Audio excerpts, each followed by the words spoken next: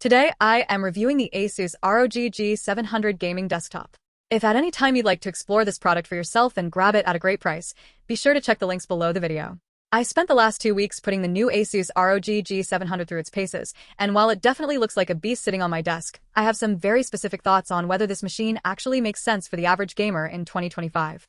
If you want to see the current pricing or check out the technical specs for yourself, I have included links below the video that will take you straight to the product page. Let us start with the elephant in the room, which is the design.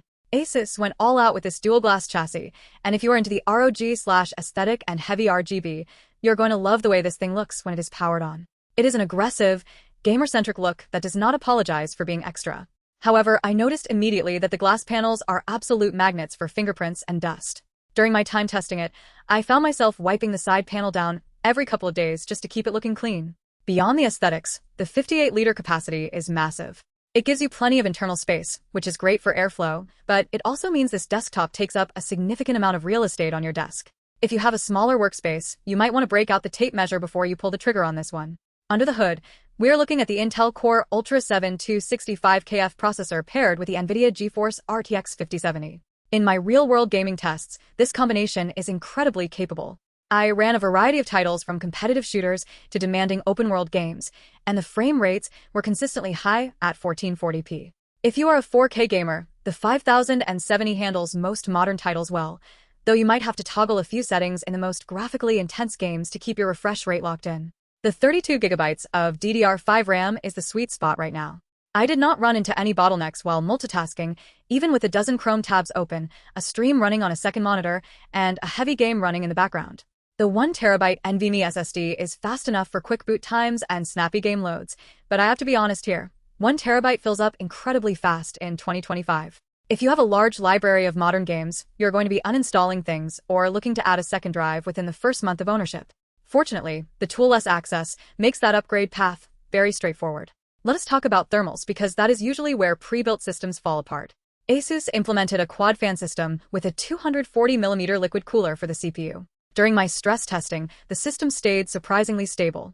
I never saw the CPU thermal throttling, and the fan noise remained manageable. It is definitely audible when you are pushing the GPU hard, but it is not that high-pitched, irritating whine you get from smaller, poorly optimized cases. The dust filters are a nice touch, and they are reasonably easy to get to, which is good because with this much airflow, you're going to be pulling in quite a bit of debris over time. If you want to dig deeper into the cooling specs or see how the airflow configuration works in person, definitely check the links below the video for the full breakdown. Now, where does this machine sit in terms of value? That is the tricky part. You are paying a premium for the ROG branding and the convenience of a pre-built system that arrives ready to go out of the box. The cable management inside is clean, the BIOS is familiar if you have used ASUS hardware before, and the Aura Sync integration makes it very easy to match the lighting with your other peripherals. If you're the type of person who just wants to plug in a power cable, connect your monitor, and start playing without worrying about driver conflicts or mismatched components, the G700 is a very solid choice. However, if you enjoy the process of building your own PC, you are definitely paying a markup here. You could technically source these parts for less money, but you would lose the integrated aesthetic, the proprietary chassis, and the peace of mind that comes with a single manufacturer warranty covering the whole unit. I do want to address some of the disappointments I experienced. While the connectivity is generally great with 2.5GB Ethernet and Wi-Fi 6, I was a bit surprised by the port selection on the front panel. It feels like for a chassis this size, they could have squeezed in one more USB-C port. It is a minor gripe, but if you have a lot of peripherals, you will find yourself reaching around to the back of the case more often than you might like. Also, the bloatware situation on Windows 11 Home out of the box was a bit annoying. I spent the first 30 minutes just uninstalling pre-installed apps that I had no intention of using. It is a standard experience for a lot of pre-builts, but it is still something that frustrates me every time I set up a new rig. If you are looking to get the best price on this system, remember to check the links below the video to see if there are any current promotions or bundle deals running. When it comes to the intended buyer, I think this PC is perfect for the gamer who has a bit of a budget and wants a high-performance machine that looks like a centerpiece. It is great for someone who wants to get into high-end gaming today but wants the option to swap out the GPU or add more storage in 3 or 4 years without having to buy a whole new computer. The upgradability is a huge selling point for me. Because the case is so roomy, you are not going to be fighting for space when it comes time to install a larger power supply or a beefier graphics card down the road. The toolless side panels are a genuine convenience, and it shows that ASUS actually thought about the user experience after the initial purchase. On the other hand, who should avoid the ROG G700? If you're on a strict budget, this is probably not the machine for you. You are paying for the ROG name and the specific design language, and there are plenty of more utilitarian desktops that provide similar performance for less cash. If you are a professional video editor who needs massive amounts of local storage, you're going to find that 1 terabyte drive frustrating immediately. You would be better off looking for a machine that comes with a larger boot drive or planning your budget to include a secondary high-capacity SSD upgrade from day one. Also, if you prefer a minimalist, clean, or professional aesthetic for your office, the aggressive gamer look of the G700 might feel a bit out of place. It is unapologetically loud in its design, and that is not for everyone. I also want to touch on the audio performance. ASUS includes AI noise cancellation, which works surprisingly well if you're using the front panel headset jack. I tested it with a few different microphones, and it did a decent job of filtering out mechanical keyboard clicks and background fan noise during Discord calls. The Dolby Atmos integration is a nice bonus, though most people who are serious about audio are going to be using an external DAC or a dedicated sound card anyway. Still, for the average user, the onboard audio is perfectly capable and sounds much better than the flat, thin audio I have heard on some other pre-builts in this price range. Is the Intel Core Ultra 7 265KF the right choice for the system? Yes, I think it hits a sweet spot. It is powerful enough to handle anything a gamer would throw at it, but it does not run quite as hot or power-hungry as the top-tier chips, which keeps the total system heat manageable.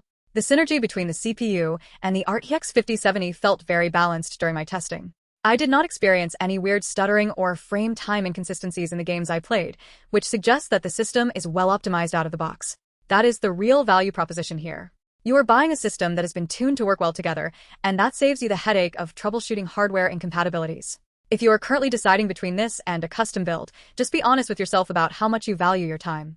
If you enjoy the research, the component hunting, the assembly, and the potential troubleshooting, then by all means build your own. But if you have a busy life and you just want to get home after a long day and know that your machine is going to work perfectly the moment you hit the power button, the ASUS ROG G700 is a very reliable, high-performance platform.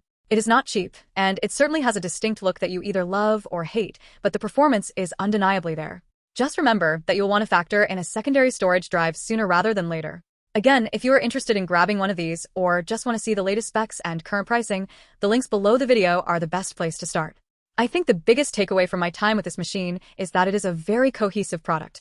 ASUS has managed to create a desktop that feels like a singular piece of hardware rather than just a collection of parts thrown into a case. Every element, from the liquid cooling loop to the RGB integration and the toolless panels, feels like it was designed with the end user in mind. It is a premium experience, and it comes with a premium price tag, but for the right person, that is a trade-off that makes sense. If you have any specific questions about the performance in a particular game or want to know more about the internal layout, feel free to leave a comment, and I will do my best to answer based on my time testing it. Thanks for watching, and hopefully, this breakdown helps you decide if the G700 is the right upgrade for your setup.